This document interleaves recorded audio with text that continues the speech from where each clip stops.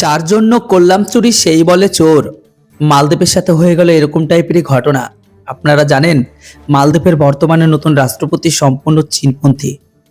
এবার ভারত বিরোধিতা করার জন্য মালদ্বীপকে আমরা বলিনি, বিতর্কে অনুপ্রবেশ করে এবার স্টেটমেন্ট দিল চীন।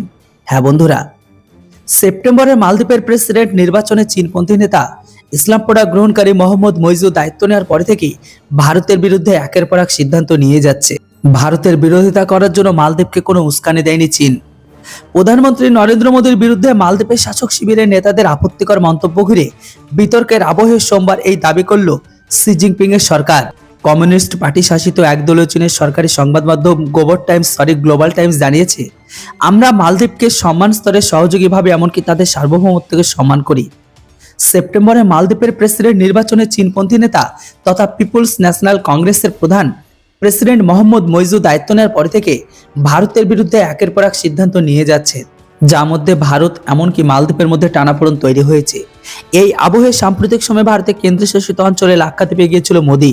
সেই সফরে বেশ কিছু ছবি এমনকি ভিডিও সোশ্যাল মিডিয়ায় ভাইরাল হয়। অভিযোগ, মালদ্বীপের 3 মন্ত্রী মারিয়ম সিওনা, মালসা শরীফ এমনকি মাহজুম মাজিদ কিছু ছবিতে মোদীকে পুতুল জোকার বলে মন্তব্য করেছে। আরও কিছু খারাপ ভাষা কটাক্ষ করেছে, যেগুলি বলা ইউটিউবের গাইডলাইন্সের খেলাপ। যেটাই হোক, ভারত ও ইসরায়েল সম্পর্কে কোনো আপত্তিকর মন্তব্য করেছিল তারা। পরে অবশ্য বিতর্কের মুখে পোস্টগুলি মুছে দেয় তারা, এমনকি তাদের মালদ্বীপ সরকার সাসপেন্ডও করে। এই পরিস্থিতিতে মালদ্বীপের প্রাক্তন প্রেসিডেন্ট ইব্রাহিম সেলি, যাকে পরাজিত করে মুইজি সাম্প্রতিক ক্ষমতায় এসেছেন, এমনকি আরও এক প্রাক্তন প্রেসিডেন্ট মোহাম্মদ নাসির মোদীর সমালোচনা করা মন্ত্রীদের বিরুদ্ধে কঠোর পদক্ষেপ দাবি তোলেন। তারা জানান, ভারত মালদ্বীপের গুরুত্বপূর্ণ মিত্র। সে দেশের প্রধানমন্ত্রী সম্পর্কে এমন মন্তব্য দ্বিপাক্ষিক সম্পর্কে বড় প্রভাব ফেলতে পারে। এরপরে ঘরে বাইরে চাপের মুখে রবিবার দিন মইজু সরকার 3 মন্ত্রীকে সাসপেন্ড করার সিদ্ধান্ত নিয়ে নিয়েছিল।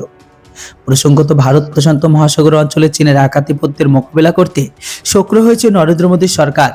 আমেরিকার নেতৃত্বে গড়ে ওঠা কোয়াড এমনকি তারা প্রভাব বাড়ানোর চেষ্টা করেছে, কিন্তু তার আগে সমুদ্রপথ নিয়ে যথেষ্ট উদ্বেগ বাড়িয়েছে সাউথ ব্লক।